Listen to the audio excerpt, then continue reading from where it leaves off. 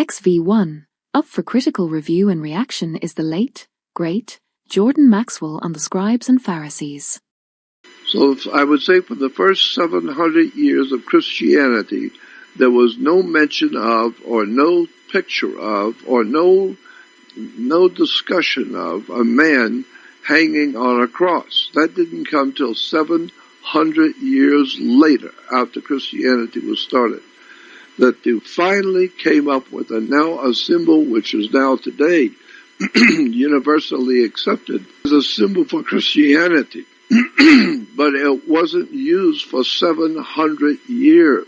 So how many people know that, and how many people care, and what does that mean for the belief system you have today? Well, that quite simply means that you don't know what's going on. You have no idea in the world what happened the first 600 or 700 years of Christianity. Has never been told to you. You don't know where the Vatican comes from. You have no idea about the fall of the Roman Empire and why it fell and what the name of the tune is for America today and why we are today nothing more than a Roman Empire even today. The United States government is a Vatican Jesuit institution, period. End of sentence. And anybody who's ever done any research on Washington, D.C. and the founding of America know that the Vatican is the bottom line for the rule in America, which ultimately influences the whole world. So I'm just saying that there's a lot more for us to learn. Excuse me, and I'm telling you, I think the reason why it's so difficult for people to learn new tricks. We say old dogs don't learn new tricks. But I think the reason why it's so difficult is because most people have the attitude in life which is expressed in the Bible and the New Testament as the Pharisees. You have to ask yourself, when Jesus is condemning the Pharisees, there was at least a dozen different groups, supposedly groups of ancient Jewish people, according to the history and the story that were given. There was about 10 to 12 groups of Jews, and all of them having different belief systems and different ideas. But in the Bible, it only has in the New Testament Jesus condemning one or two, the scribes and the Pharisees. But he really rant and raves and condemns the scribes and the Pharisees. Well, who were the scribes? Well, the scribes scribble. We got our word scribbling from scribe. So the scribes that Jesus condemned were the scribblers of Scripture. Scriptures, scribe, scribble. So they scribbled the words, and so they were the writers. The people who wrote all the religious literature were the scribes. They wrote down so the people could learn from the religion by reading the book. And so the scribes were condemned. As Jesus said, they were liars and they misled people. And then there was the Pharisees. And look up in the encyclopedia, Pharisee was a lawyer. And the lawyers represented the state. They don't give a damn about the truth. They represent Caesar. And so even the Jews who were Pharisees were the lawyers, the Jewish lawyers. And so Jesus ranted and raved about the Jewish lawyers who lie and deceive and become wealthy by manipulating people and stealing their property, etc.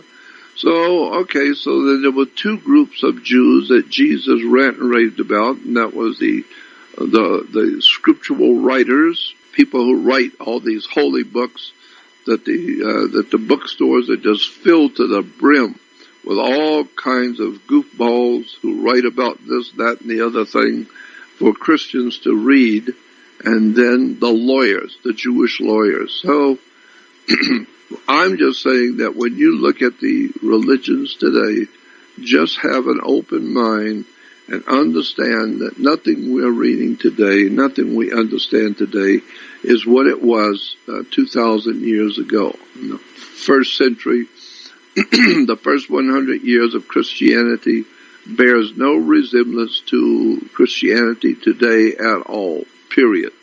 Well, That should scare right? people. It couldn't, Jordan, because at that time, and let's, take a second here, because I want to really throw something at you that I don't think you've ever really addressed anywhere. I've never seen it anyway, but I know you're going to have an answer for this.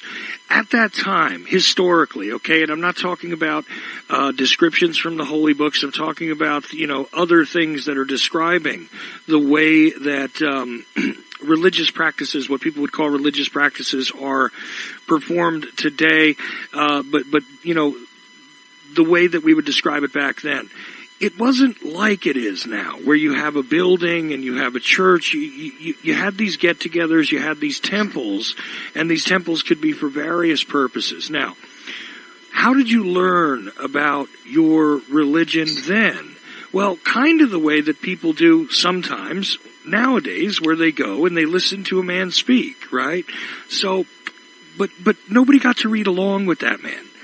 Nobody got to even look at a book, no matter what you think of the translation or whatever it was. They would just gather around, and one man would read, one man would sing.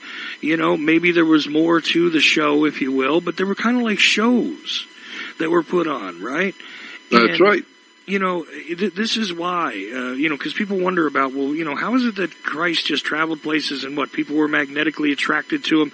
Well, the reason why they're saying that he behaved the way he did, is because this is the common practice of, everybody's religious practices. This wasn't, just the Jews or just the Christians who were coming into being.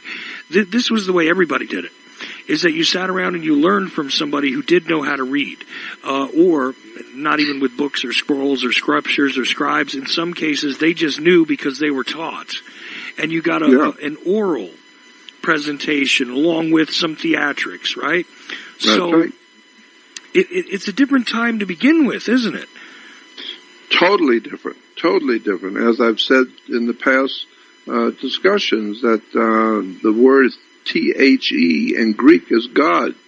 And so we get our word the.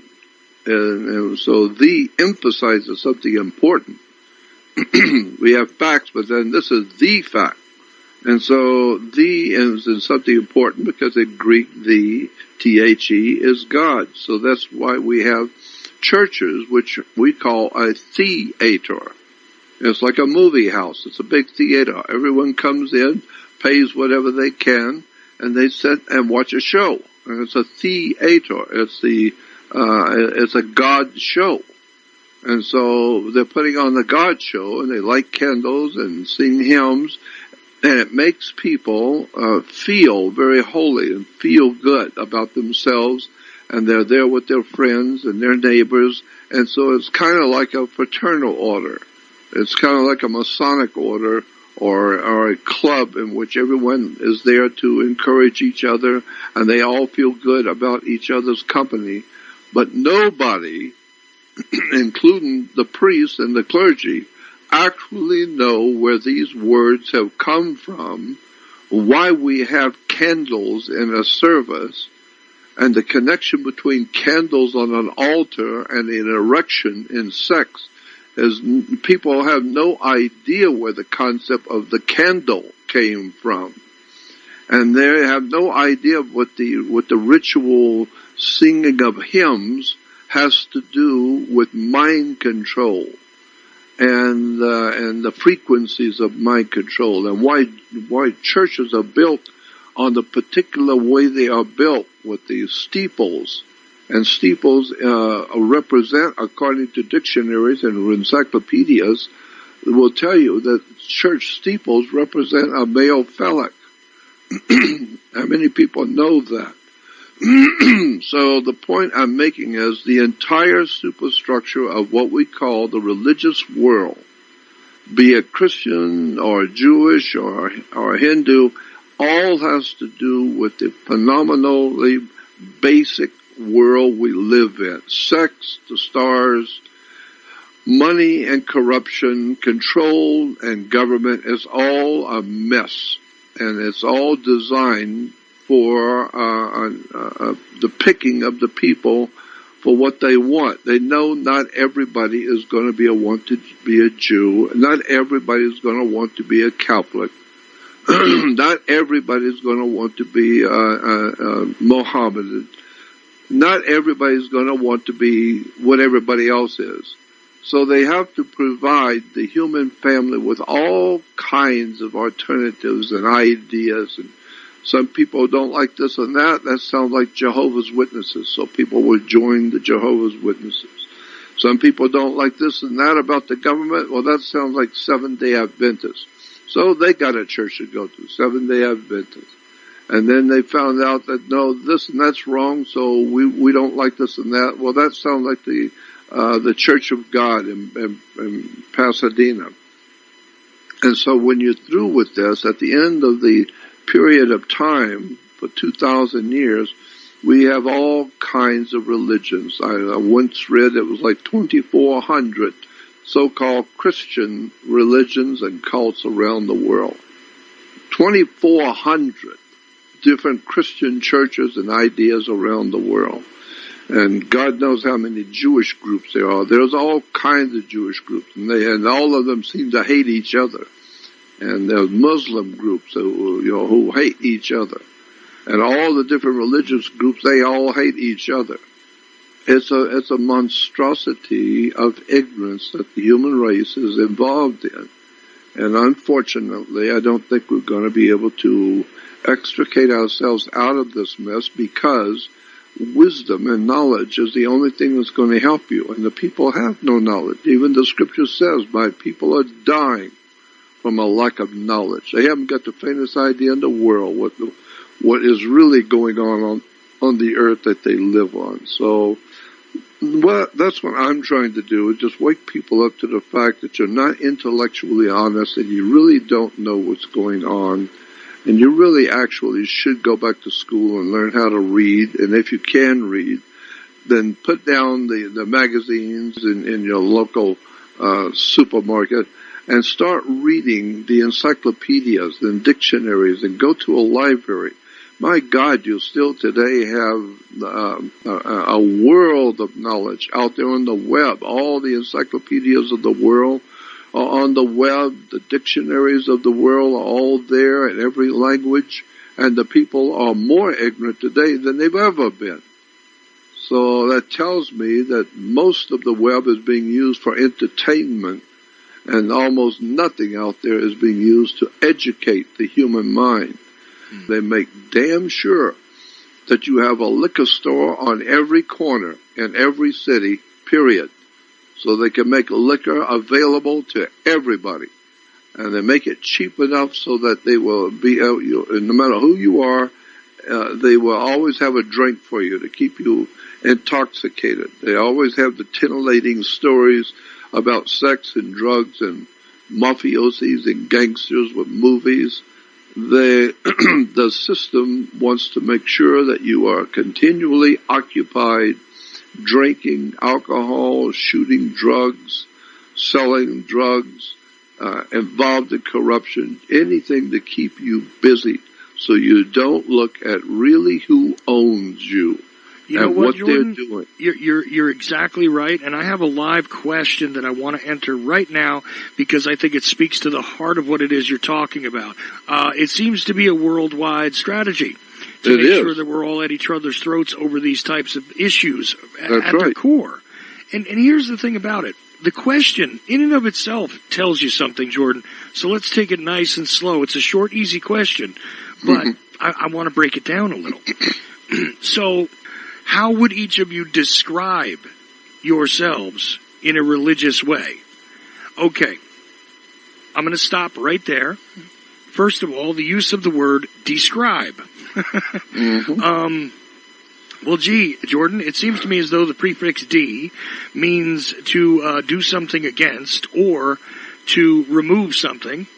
You know, if you degrease something, you're removing grease. If you if you deregulate, it means you're removing regulations or you're unregulating. That's right. So describe to de-write. That's interesting. Because the word scribe, as you were talking about earlier, scribe and scribble, there we go. So, you know, it's interesting that you describe yourself by unwriting something. I think that that's a fascinating term in and of itself. But how we describe ourselves is an interesting thing, too, because, well, gee, isn't that the trouble? You're encouraged to describe yourself, to adopt a label. And, you know, those 2,300 or 2,700 or however many, depending on what day you decided to read, about how many Christian groups there are, the truth is there are many more. And they're very small and they don't get recognized. I mean, there are Christian groups out there that consist of a dozen people or less. There are Christian groups out there that consist of 50 people that do not make the news, that nobody bothers to recognize, that seem to all have their own kind of brand on Christianity, where it's like, this part of it's correct, this part of it isn't. We interpret the book this way, we don't interpret it that way. We see it more extreme.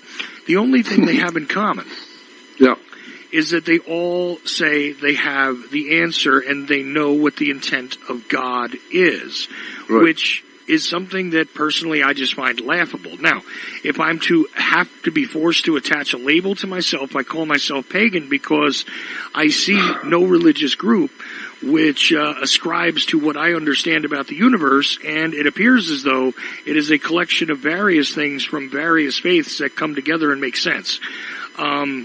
And therefore, I find a great deal of truth and a great deal of deception in almost any religion you can present me with.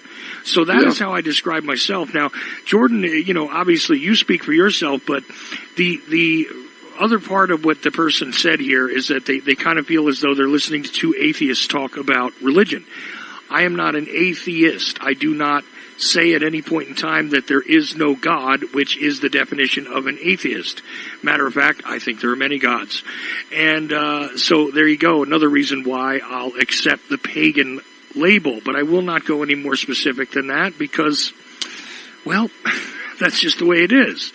Now, Jordan, you might want to answer it completely differently, but let's begin with, you know, first of all, it sounds as though we don't believe in God, according to this person. And how would you describe yourself? I've already done it and given you a minute to think about it, so up to you, wherever you want to take that. Well, first of all, if you go to, again, encyclopedias of history, going back to the Roman Empire, go to the early history of the Christian church, and you will find that in Rome, the earliest Christians, this is from an encyclopedia, not from me. The earliest Christians were referred to by Romans as atheists. They did not believe in God. Why they were atheists? Why? Is because they did not believe in the Roman gods. And since in Rome, the Romans understood thoroughly that their gods, the many different gods of the ancient Roman Empire, was absolutely, definitively, without a doubt, absolute gods. And if you did not accept the Roman gods as an absolute truth, then you were obviously, in point of fact, an atheist, because you do not believe in Rome's gods. And so today, when somebody makes a statement that I am an atheist, when my whole life I have said over and over again, I have the highest respect for the presence in the universe of what men have called God. But you need to define your terms. When I define God, I mean some sort of an unseen, absolutely profoundly wise and intriguingly simple, powerful presence around us. It kind of overshadows, I like that term, it overshadows our life.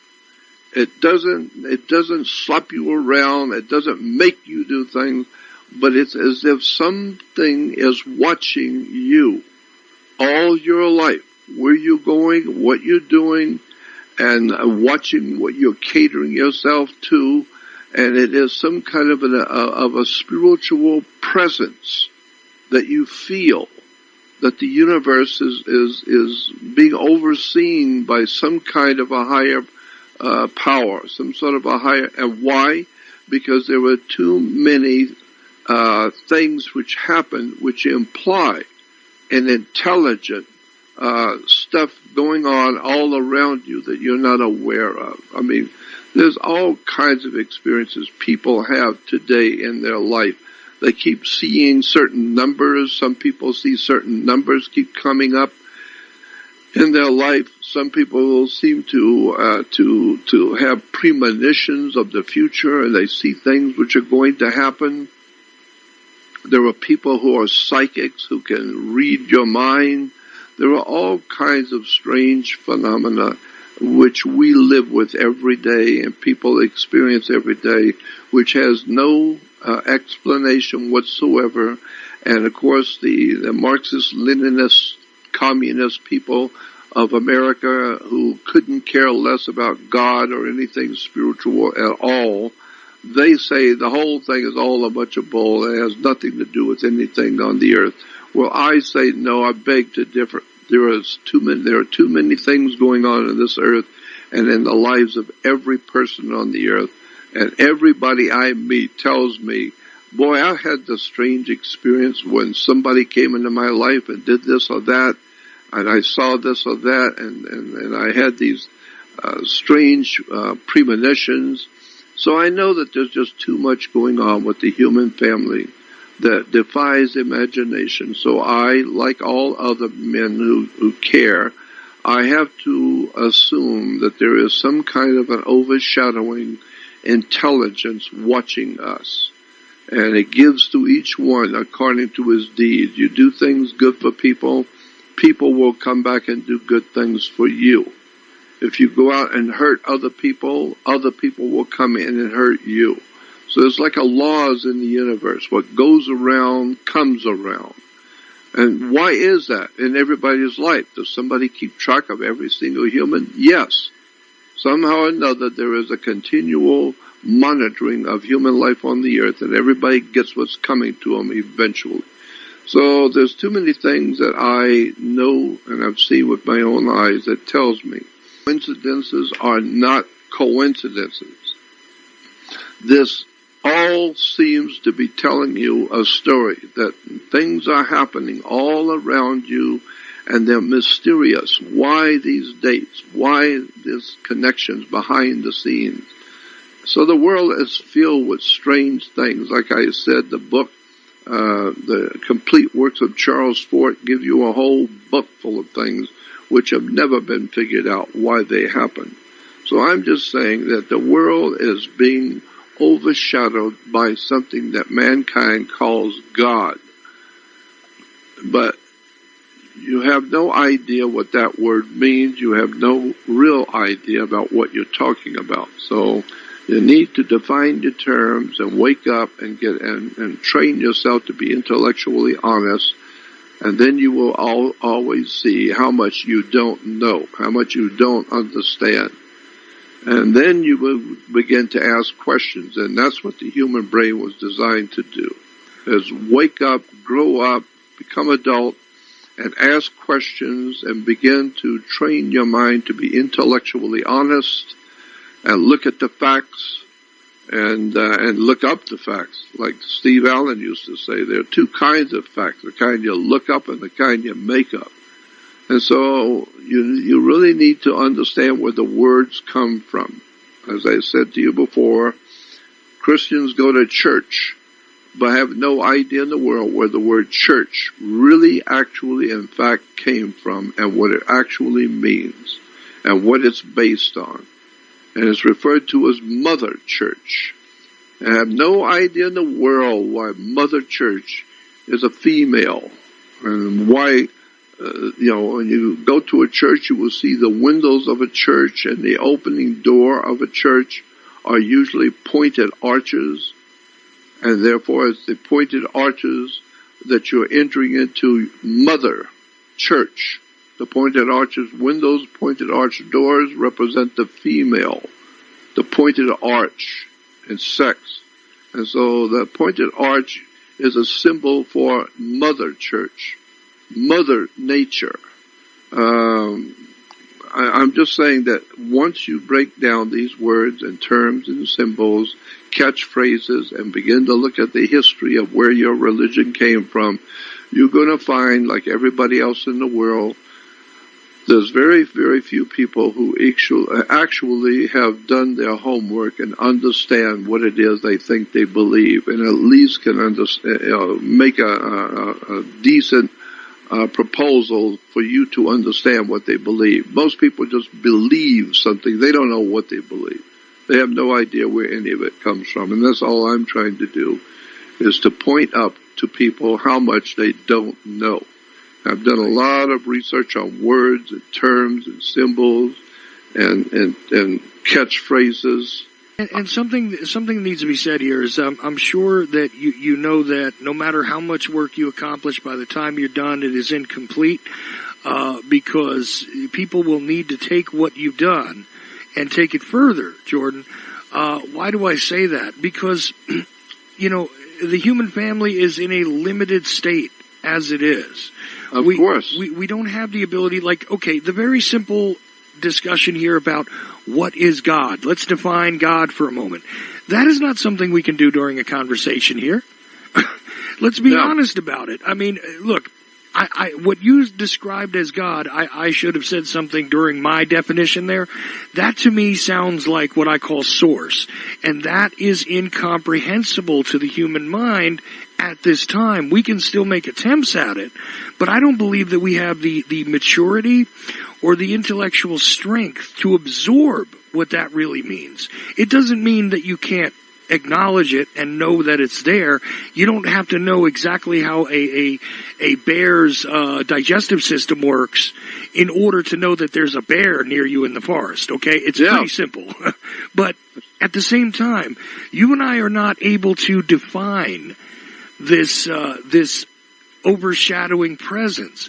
I agree with you. That is exactly the way to look at it, but I think that what people have done is utilized this universal feeling, this universal connection with something that is obviously there. And, again, you can't call me an atheist. I mean, I guess the Romans would call me an atheist, but you can't call me an atheist, and I don't think anybody could call you one, because to me that term still applies as someone who doesn't believe that there is a overshadowing presence. Okay? Well, that's right. But let me just ask you this, because I do encourage people to go to your website, and we'll definitely talk about that some more. And I encourage everybody that can to join the Research Society, because there's deeper information in there than there is on the public site. There's plenty of cool stuff on the public site, and it's only at Jordan Maxwell Show. You need to put all that together, just jordanmaxwellshow.com. You get there to get it, but, I mean, in reality, we would like to see your work go further, and even over the course of 3 lifetimes, honestly, Jordan, you can't really nail it all down anyway. This is going to have to be something that's done by more than one individual over time, and that's the scary thing, because they've utilized exactly that sort of pattern to create these control mechanisms through Mother Church, through these different places. And I mean, I've even gone to a smaller libraries where gathering. I've gone to places like there's a great theological library over at Drew University in New Jersey. I used to live in New Jersey. They actually have a very good library, but hardly anybody even knows it's there. People think today that if they can find a link and click on it on the internet, it's easy to find. All the information's out there. There's really everything that's out there is out there, and I know how to sort through this. No, you don't. Because that's exactly right. You could not even begin to deal with probably finding things in the religious libraries. Who even knows what a library is anymore? It seems like a strange conversation. But the idea that, first of all, all the knowledge is hidden somewhere deep underground in a city somewhere is wrong. But at the same time, the idea that people have actually been able to utilize it, like among the population, like a whole lot of people are awake and aware and conscious of what's actually happening, this is also extremely false. They've been purposely put to sleep and purposely misguided. And again, I love to blame the United States, but they're not the only place where this is done. It's everywhere, right? Oh, I know. I've been all over the world giving lectures on this subject. And everywhere I go, I see the same problems. People really believe whatever it is that their culture believes in, or whatever their culture has adopted as their national religion, etc. Everybody is staunchly connected to that, and they believe it's the absolute truth. And yet you get on the plane and go to another country nearby, and they've got a whole different view on everything. And they are fighting for it, boy. They'll fight you to protect their understanding of their culture and the way they see things. But, where does this stuff end? People have no idea in the world where religions have come from, why we say certain things we do. It's just an extraordinary situation that the human family finds itself in. And the use of words, and I've been talking about this for years, the use of words, you need to look at the words you use and understand where they came from. And, I could talk for hours just on the use of words. A classic example is the word Semitic. This is one of the real bothersome subjects to me, is when I hear people using the word Semitic. And if you say anything about the Middle East or the Jewish religion, then you are anti-Semitic. First of all, there's a world of difference between the sun and the moon, between north and south, between wet and dry. So there's a world of difference between anti-Semitic and anti-Jewish. Two different words. Anti-Jewish means that you are against Jews, period. But anti-Semitic, if you look it up in a dictionary, which most people don't, but if you look it up in a dictionary, anti-Semitic, the word Semitic is applied to about 13 different races of people on the earth. 13 different countries and ancient cultures of the world are we recall as Semitic cultures.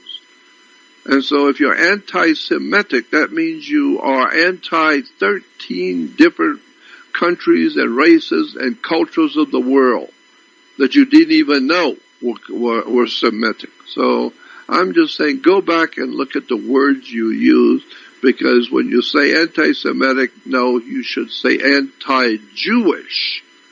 Now that nails it down to one group. Semitic opens you up to 13 different races of peoples in the world. So that alone is just an example.